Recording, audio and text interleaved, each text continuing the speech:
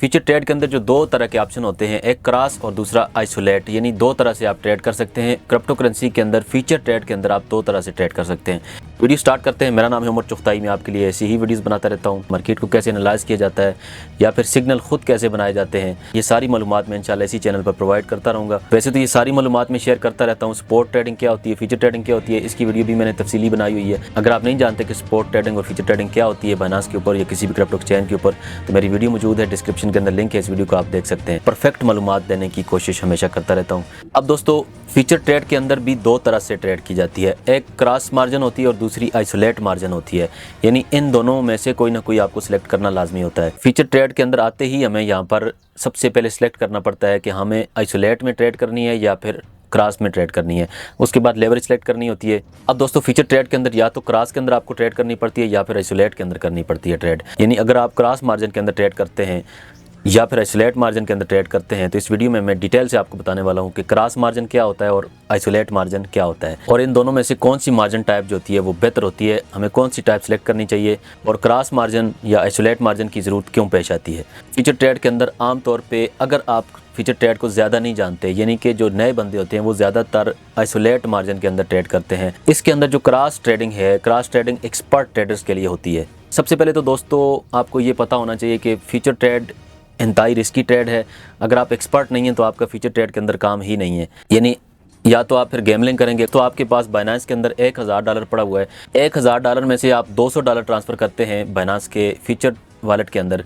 आपके जो $800 हैं स्पॉट वॉलेट के अंदर वो तो सेफ़ हैं, या फिर फंडिंग वॉलेट के अंदर हैं वो भी सेफ़ हैं। यानी कि फ्यूचर वॉलेट के अंदर जो पैसा आ जाएगा उसके बाद आइसोलेट या फिर क्रॉस के अंदर हमें देखना पड़ेगा कि इसके अंदर ये मार्जिन की यूजिंग किस तरह होती है। अब ट्रेड करने से पहले आपको या तो क्रॉस सेलेक्ट करना पड़ता है या फिर आइसोलेट सेलेक्ट करना पड़ता है। आमतौर पे बाइनेंस के ऊपर या किसी भी एक्सचेंज के ऊपर आमतौर पे जो सिलेक्टेड होता है वो क्रॉस सेलेक्टेड होता है, और नए बंदे के लिए आइसोलेटेड ज़्यादा सूटेबल होता है। क्रॉस प्रो ट्रेडर्स के लिए होता है। जो ज़्यादा अपनी ट्रेड पर एतमाद रखते हैं वो लोग क्रॉस मार्जिन के अंदर ट्रेड करते हैं, और जो थोड़े कम एक्सपीरियंस वाले ट्रेडर होते हैं वो आइसोलेट मार्जिन के अंदर ट्रेड करते हैं। फर्ज करें आपने आइसोलेट मार्जिन सेलेक्ट कर ली है, आपके पास बाइनेंस के अंदर $1000 पड़ा हुआ है। $1000 में से आप $200 ट्रांसफ़र करते हैं बाइनेंस के फ्यूचर वॉलेट के अंदर। जो $800 हैं आपके जो स्पॉट वॉलेट के अंदर हैं या किसी और वॉलेट के अंदर हैं वो तो आपके अलग वॉलेट के अंदर हैं। अगर आपकी फ्यूचर ट्रेड के अंदर आपको नुकसान होता है, चाहे वो क्रॉस मार्जिन है या आइसोलेट मार्जिन है, आपके वो पैसे सेफ़ हैं। 1000 में से जो $800 आपने सेव किए हैं वो तो सेव ही रहेंगे।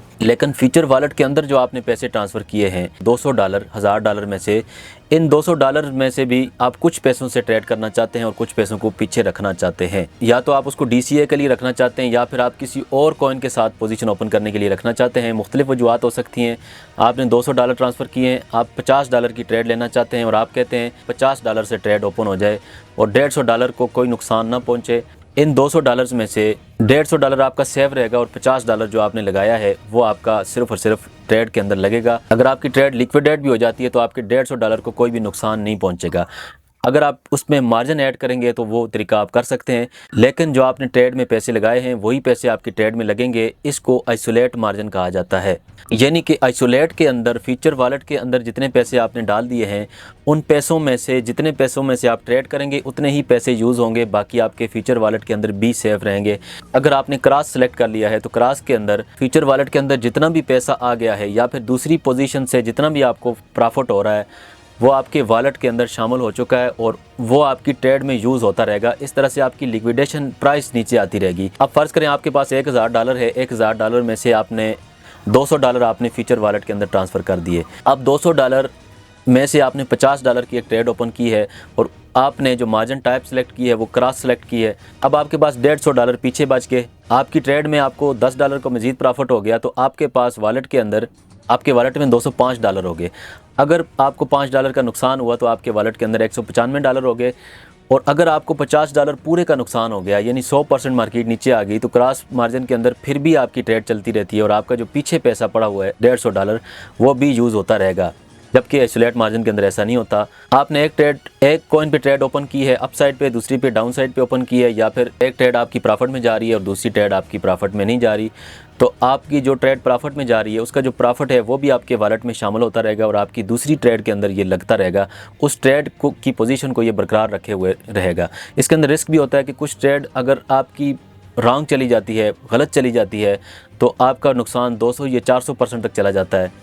तो फिर क्या होता है कि आपकी सारी ट्रेड का सारा प्रॉफिट को ये वाश करके भी ले जाता है। क्रॉस के अंदर आपकी लिक्विडेशन का जो खतरा होता है वो कम हो जाता है। लेकिन क्रॉस के अंदर ट्रेड करने के लिए आपको क्रिप्टो की मालूमात होनी चाहिए, आपको ट्रेडिंग करने की ठीक ठाक समझ होनी चाहिए और आपको सोच समझ कर ट्रेड करनी पड़ती है।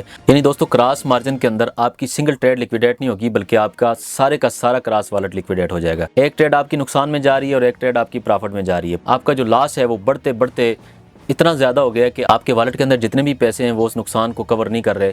तो आपकी सारी की सारी ट्रेड्स हैं वो सारी की सारी लिक्विडेट हो जाएंगी। यानी आपके फ्यूचर वॉलेट के अंदर जो $200 आपने ट्रांसफ़र किए हैं, आपकी एक ट्रेड $50 वाली नुकसान में गई है, तो आपके जो बाकी के $150 हैं वो भी आपके डूब जाएंगे। इसी तरह से अगर आप आइसोलेट के अंदर मार्जिन टाइप को आइसोलेट रखते हैं, तो आपने $50 की ट्रेड ओपन की है, वॉलेट के अंदर $150 बचा हुआ है, तो आपने जो ट्रेड ओपन की है, अगर आपकी ट्रेड लिक्विडेट हो जाती है 100% पे आने के बाद, बाकी आपके जो $150 फ्यूचर वॉलेट के अंदर पड़े हुए हैं वो आपके सेफ रहेंगे, उनको कोई भी खतरा नहीं है। अगर आपकी ट्रेड नुकसान के अंदर चली जाती है या फिर लिक्विडेट हो जाती है, 50 के $50 आपके डूब जाते हैं, फिर भी आपको फ्यूचर ट्रेड के जो बकाया फ़ंड है पीछे पड़ा हुआ, वो फ़ंड आपका, उसको कोई भी खतरा नहीं है। यानी सिंपल सी आसान सी बात है कि क्रॉस मार्जिन अगर आप सेलेक्ट करते हैं, तो क्रॉस मार्जिन के अंदर आपके फ्यूचर वॉलेट के अंदर जितना भी पैसा है वो सारे का सारा आपका यूज़ होगा, और आइसोलेट मार्जिन के अंदर आपका फ्यूचर वॉलेट के अंदर से भी वो पैसा इस्तेमाल होगा जो आप ट्रेड के अंदर लगाएंगे, जिसके ऊपर आप ट्रेड लगाएंगे वही पैसा इस्तेमाल होगा। मैं उम्मीद करता हूँ आपको क्रॉस मार्जिन और आइसोलेट मार्जिन की डिटेल से समझ आ गई होगी। मैंने बड़े आसान तरीके से समझाने की कोशिश की। अगर आप ऐसी वीडियोस फ्यूचर में भी चाहते हैं तो चैनल को सब्सक्राइब कर सकते हैं। वीडियो पसंद आए तो लाइक करें। मैं आपके लिए ऐसी इन्फॉर्मेटिव वीडियोज़ बनाता रहता हूँ। मिलते हैं किसी दूसरी वीडियो में। अपना ख्याल रखना।